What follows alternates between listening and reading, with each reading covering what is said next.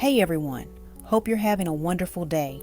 Today, we're diving into the next chapter of Thuy and Huyen's love story, where the ex-wife uses the cruelest tricks, public shaming, fake rumors, even legal threats to try and tear their new family apart. Will their love survive the storm she's creating? If you enjoy this video, don't forget to hit subscribe so you don't miss any of the next episodes. The night after the divorce feels almost unreal. Under the old mosquito net in that tiny palm leaf house, Delilah's awake listening to the soft breaths of Huyen and Maya. The divorce decree is folded under his pillow like a talisman he's afraid to lose. Every time his fingers brush the paper, he reminds himself, it's real. It's finally over. Outside, crickets sing. The wind slips through the gaps in the wall. Bibi snores quietly at the foot of the bed. For the first time in years, Thuy isn't thinking about debt collectors, arguments, or Thuy's temper. He's thinking about tomorrow, about building, about starting over. Morning comes with a pale wash of light sneaking through the bamboo slats. Huyen is the first to wake. She slips out of bed, tucks the thin blanket around Maya, and stares for a moment at Thuy's sleeping face. No longer the man trapped between duty and love, just hers. She smiles, brushes a strand of hair from his forehead, then ties her hair into a quick bun and heads to the tiny kitchen corner. Rice, leftover tofu, some pickled vegetables. Simple, but enough. She hums under her breath as she cooks, an old song her mother used to sing. Halfway through rinsing the rice, she hears it. A knock on the gate, firm, sharp. Her heart clenches. At this hour, it can only be two things: a neighbor dropping by, or trouble. Bibi's ears perk up. He lets out a low growl. Huyen wipes her hands and steps quietly to the door, peeking through the narrow slit in the wall. Her body goes cold. Standing outside the gate, in a neat blouse and sunglasses, even though the morning sun is still weak, is Thuy. One hand on her hip, the other holding a phone. Her lips curve into a smile that doesn't reach her eyes. Huyen's first instinct is to pretend no one's home, but Bibi betrays them, barking at full volume, tail stiff. Inside, Thuy stirs. "What's going on?" he mumbles, still half asleep. Huyen swallows. "It's her," she says softly. "Thuy." The name snaps him fully awake. He sits up, runs a hand through his hair, and takes a breath like someone preparing to dive underwater. "Stay inside," he tells Huyen. "I'll talk to her." He steps out into the yard, barefoot, hair messy, wearing an old t-shirt. Not exactly the strong, confident entrance of a hero, but it's real. It's him. The early sun catches on Thuy's sunglasses as she tilts her head. "You're living well, I see," she says, voice smooth as oil. "Didn't even invite your ex-wife to celebrate?"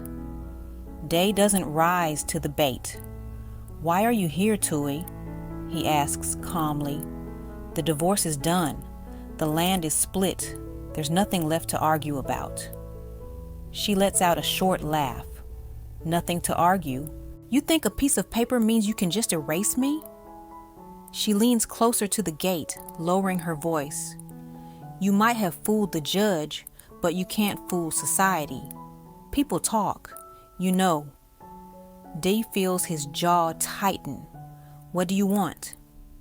She slides off her sunglasses, revealing eyes lined with sleepless shadows. Whatever softness they once held is long gone, replaced by sharp, icy resolve. "I want what's fair," she says. "You walked away with 2 parts of the land and your little girlfriend here." She jerks her chin toward the house. "I get 1 part and a ruined reputation. Everywhere I go, People whisper about how I lost my husband to some woman selling dried fruit at the market. From inside, Huyen flinches at the words, even though she can't hear clearly. She just catches the tone, sharp and poisonous. If you're here to insult Huyen, Dee says quietly, you can turn around and leave. Any problem you have is with me.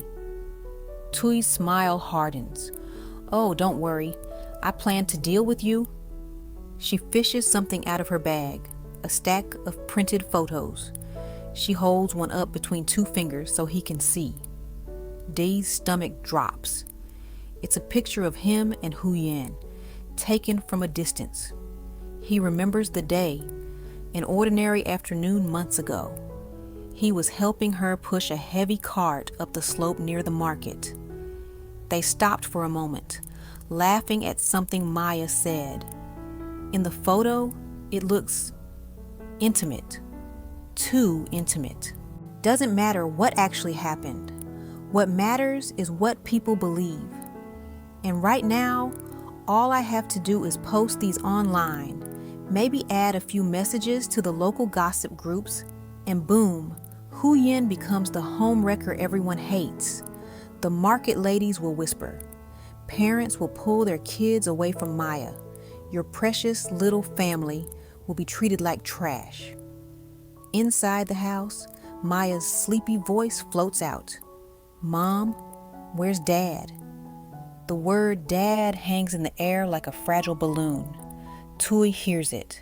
Something dark flashes across her face. Well, isn't that sweet? She sneers. You've already let her call you Dad. You really thought you could just slide into a new life like changing shirts? Dee's hands curl into fists. He forces them open again. What do you want, Thuy? He repeats. Money? More land? Say it clearly. She leans against the fence post, examining her nails. Relax. I'm not here to extort you. Not yet. She lifts her gaze, voice dropping to a cold whisper. I just came to warn you. If you want peace, if you want your little happy ending with her, you'd better remember something. She steps closer, eyes burning. You don't get to erase me from the story. Not after everything. If I have to burn everything down to make sure you suffer like I did, I will. She slips her sunglasses back on and turns to leave. As she walks away, she calls over her shoulder. Oh, and Day, tell Huyen to be careful. Accidents happen. People slip up. One wrong story, one angry crowd, and even a strong woman like her can be crushed. The gate rattles in Day's hand as he grips it, watching her figure grow smaller on the road. Day? Huyen's voice is soft behind him. He turns. She stands in the doorway, hair tied up, apron still on, worry etched across her face. Maya peeks out from behind her leg, clutching a small stuffed animal. Bibi sits alert at her feet. What did she say? Huyen asks. Day looks at them, this fragile piece of peace he's just won, and feels a surge of protectiveness so fierce it almost scares him. He walks over, placing a hand on Huyen's shoulder. She's angry, he says honestly, and she's not going to let us go easily. Huyen bites her lip. Is she going to make trouble at the market? He hesitates, then nods. Probably. She has photos, stories she can twist. She wants to turn people against you, against us. Silence falls between them for a moment. Then Huyen straightens her back. Let her, she says quietly. We've been through worse, Dee. I sold fruit in the rain with a fever. I raised Maya alone when everyone said I should give her up. If they want to talk, they'll talk. But as long as you don't leave, as long as you believe me, I can endure it. Maya tugs at her sleeve. Mom, is that bad lady going to take Dad away? Huyen kneels down, stroking her daughter's hair. Her voice softens, but her eyes are firm. No, she says. No one can take Dad away unless he chooses to go. And he won't, right? Dee kneels beside them, placing a hand on Maya's small back. I'm not going anywhere, he says. Not again. They hold each other for a moment in the quiet yard, the weight of Thuy's threats hanging over them like a dark cloud. Inside, the rice pot starts to boil over, hissing softly on the stove. Life doesn't pause, even for storms. Come on, Huyen says, forcing a smile. Breakfast first, then we'll deal with whatever comes. But as she turns back toward the kitchen, a knot tightens in her chest, because deep down she knows Thuy isn't the kind of person who threatens for nothing. The real storm hasn't even started yet. The gossip starts the very next day. At the market, Huyen arrives early as always. She sets up her stall, bamboo trays lined with pineapple slices, dried mango, chili salted guava. The usual smells of fish, herbs, and strong coffee swirl in the humid air. But something feels off. The women who usually greet her with easy smiles suddenly turn away, busying themselves with rearranging baskets that don't need rearranging. A neighbor she's known for years pretends not to hear her. Good morning, even though they're standing 2 meters apart. Huyen feels the shift before she understands it. She clenches her hands, forces a smile, and focuses on her work. She lays each piece of fruit carefully, reminding herself, you knew this might happen. Half an hour later, a group of 3 ladies stop a little distance away, right in front of her stall, but instead of buying, they whisper to each other, stealing glances at her. That's her, isn't it? Yeah, the one from the photos. She looks so normal. Who would have thought? Huyen's heart stutters. She pretends not to notice, but their voices drip like poison. Another woman lifts her phone, clearly scrolling through something. Huyen doesn't need to see the screen to know what it is. The photos. Thuy had warned them.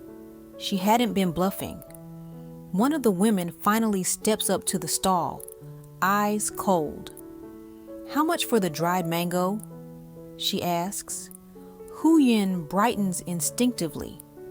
100 a kilo, sister, if you'd like to try. The woman snorts. No thanks. I don't buy anything from someone who breaks another woman's home. She turns to the others, voice loud enough for nearby stalls to hear. Let's go before someone takes a picture of us and says we support that kind of behavior. They walk away, leaving the words hanging in the air like a slap. Huyen's cheeks burn. Her hands, which had been so steady cutting fruit at dawn, now tremble slightly. She looks around. A few customers still mill about, but even they seem hesitant now. A fish seller across the aisle catches her eye, then quickly looks away. Huyen inhales slowly, fighting the urge to pack up and run home. This is what Thuy wants, she reminds herself, to make you ashamed, to make you hide. She squares her shoulders, adjusts her trays, and keeps selling to the few who still approach. An old man who doesn't care about gossip, a student who just wants something cheap and sweet. But by noon, it's obvious.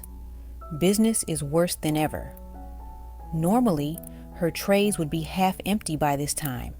Today, more than 2/3 remain. On her lunch break, she checks her phone. Her hands go numb as she sees it.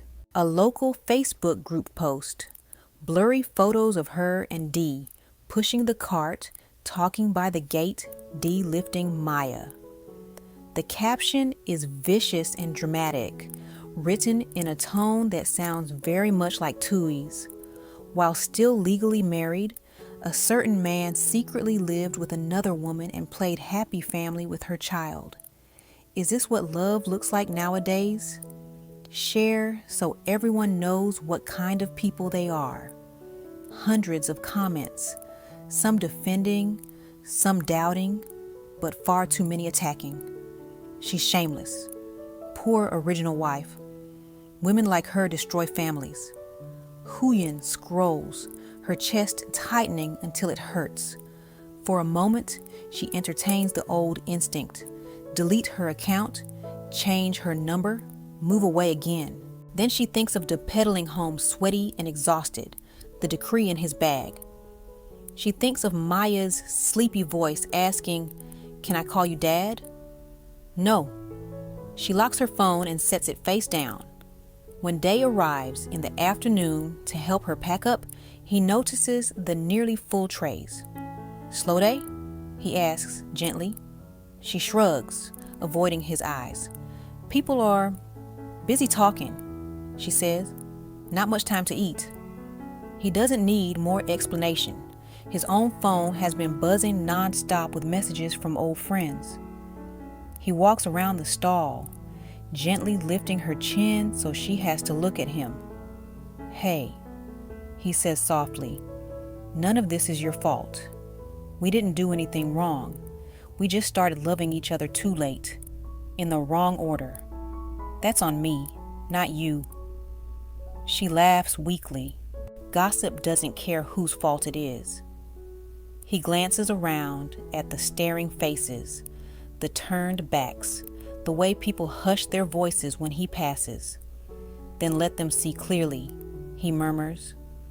Before she can ask what he means, he takes her hand, right there in the middle of the market. Gasps ripple through the nearby stalls. "Huyen," he says, loud enough for more than just her to hear. "I can't erase what I did wrong in the past. I should have ended my marriage long before I met you, but I can choose what I do now, and I choose you, publicly, without hiding." Her eyes fill with tears. He squeezes her hand, then bows slightly towards the row of stalls, voice steady. "To anyone who's heard the story," he says, "I just want to say this. I was the one who dragged things out. I was afraid of change, afraid of judgment. I asked Huyen to wait, even when it wasn't fair to her. If you want to blame someone, blame me. She never once told me to abandon my responsibilities.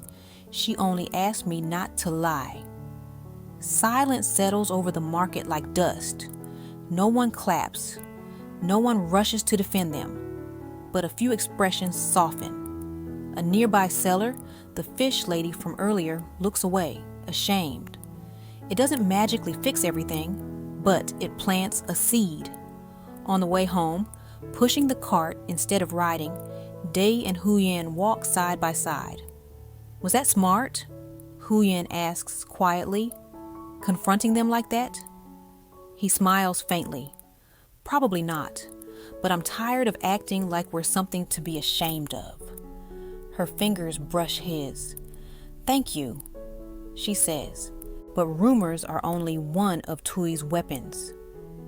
A week later, a government official shows up at their house with a notebook and a stiff expression. "Are you Mr. D?" he asks. D nods, wiping his hands on his pants. He's been mixing cement all morning, helping a neighbor patch a wall for extra cash. "We've received a complaint," the man says. "Someone claims there's an unregistered construction and improper residency on this land." Huyen steps out, frowning. "This is our house," she says. "We've lived here for years." "According to the records," the man replies, flipping through his notebook. "This land was only recently legally divided. There's no building permit for additional structures, and there's a question about how many people are officially registered here." De sees it immediately. Thuy. He forces a polite tone. "Sir, this house has been here since my parents' time. We're just maintaining it. Nothing new.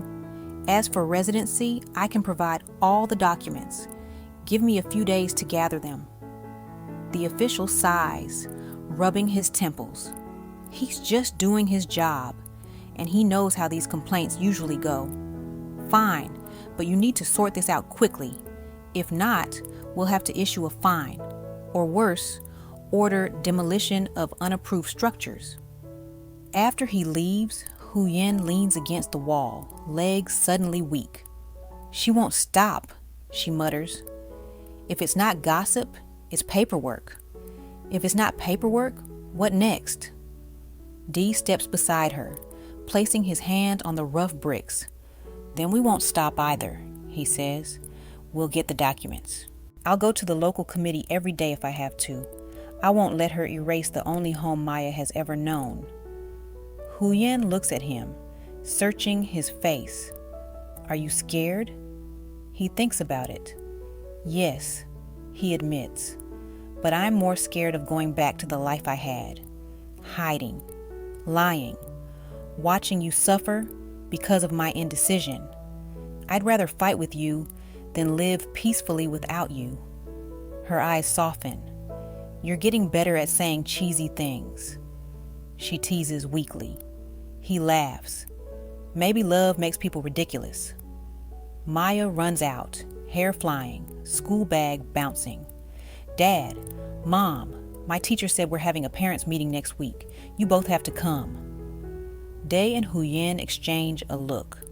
Parents' meeting. In a small community where everyone already has an opinion about them. Another battlefield. Of course we'll go, Day says, without hesitation. We're your parents, both of us. Maya grins, satisfied, and runs back inside to draw something for homework. Huyen watches her disappear, then turns back to Day. Whatever happens there, she says, we go together. No running, no hiding. He nods. Together. That night, after Maya falls asleep, they sit in the yard under a sky scattered with thin stars. The divorce decree lies on the table beside a stack of new forms and ID copies. A small lantern flickers, casting soft light on their tired faces. So this is what happily ever after looks like, Huyen says dryly.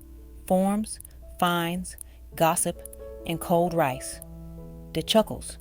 They left out a lot in the fairy tales. He grows serious, fingers tapping the table. Do you regret it? He asks suddenly.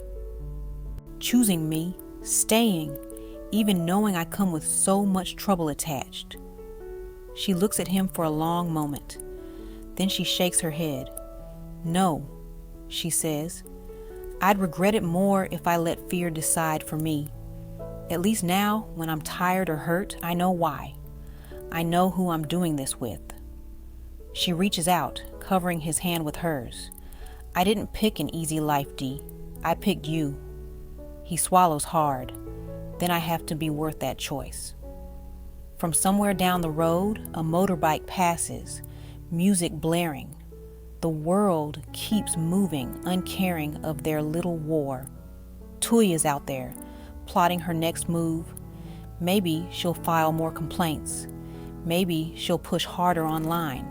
Maybe she'll show up at the school meeting, smiling sweetly as she twists the story in front of teachers and parents.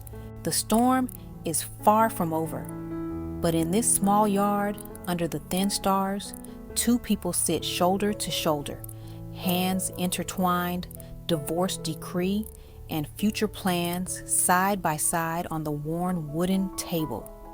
They're scared, they're tired, but for the first time, they're not running from the storm. They're facing it, together. After the divorce, Dee, Huyen, and little Maya finally start living together as a real family. But Thuy refuses to let go. She secretly takes photos of Day and Huyen before the divorce is finalized, then spreads them online with a twisted story, painting Huyen as a homewrecker. Gossip explodes in the village. At the market, customers avoid Huyen, and old friends turn cold. Instead of hiding, Dee publicly holds Huyen's hand and admits he was the one who delayed ending his marriage, asking people to blame him, not her. Thuy doesn't stop there. She files complaints about their house and land, sending officials to threaten fines and even demolition. Despite fear and pressure, Day and Huyen decide to face everything together: gossip, paperwork, and even the upcoming parents' meeting at Maya's school, refusing to let Thuy destroy the family they're trying so hard to build.